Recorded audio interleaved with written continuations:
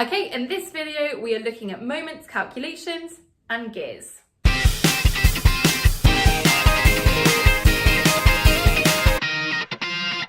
So in the previous video we found that a moment was a force multiplied by the person. So we are going to go through a calculation of moments. First, we need to look at the principle of moments. This states that the sum of the clockwise moments is equal to the sum of the anti-clockwise moments. And this is for a system that is in equilibrium. An example of a system in equilibrium would be a seesaw here, which is completely horizontal because this person is providing the same moment as this person. So let's have a look at the following example.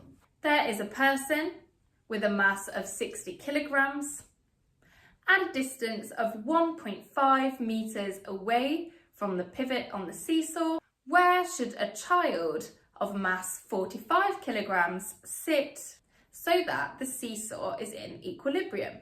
Okay, firstly, I'm going to turn all of those words into a picture, which looks like this.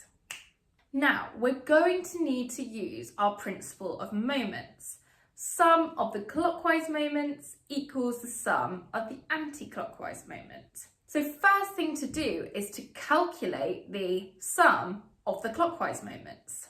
Now, in this scenario, there's only one thing providing this clockwise moment, and that is the adult sat on the seesaw.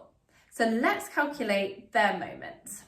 Moment is equal to a force times a distance. The force is their weight, and since they have a mass of 60 kilograms, their weight is that mass multiplied by g, which on Earth is 10.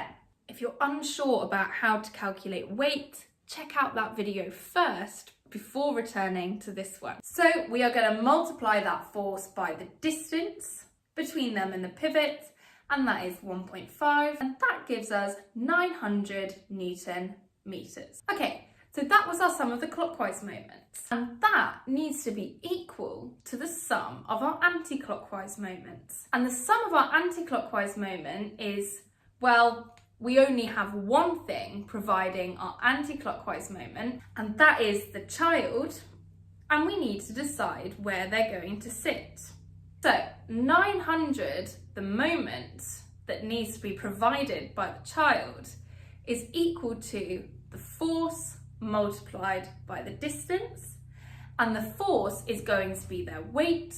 So 45 times 10 is 450 newtons, multiplied by the distance. 900 divided by 450 gives me a distance of 2 meters. So our final picture should look something like this. Since our child weighs less than our adult, that is why they need to sit further away from the pivot to provide the same moment as our adults. For further, more complicated moment examples, check out our revision course in the description below. Now, an application of moments is, of course, gears. So what's a gear? Well, it's just a cog that's got teeth. And you get gears of different sizes. By turning one of the gears, you transmit that rotational force to another gear, which transmits that rotational force to another gear, and so on. If we turn the first gear clockwise, it will turn the next gear anti-clockwise, which will turn the next one clockwise, and so on. And if you have a small gear and apply a force to it, that will produce a small moment. As that transmits that rotational force to a larger gear, that will provide a large moment because the distance to the centre of the gear is larger. And depending on the size of the gear, depends what speed they rotate at. Smaller gears rotate faster than larger gears. You can find the exact ratio by looking at the ratio of the number of teeth. Let's say you have two gears, one with 4 teeth and one with 16 teeth. Those teeth are in a ratio 16 to 4, or if I simplify that, 4 to 1.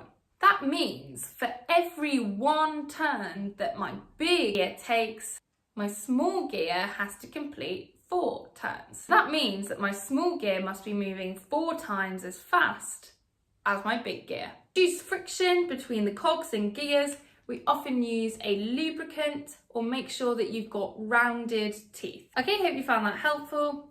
Please do download the notes for those worked examples. If you like the video, give us a like and subscribe. Thanks for watching.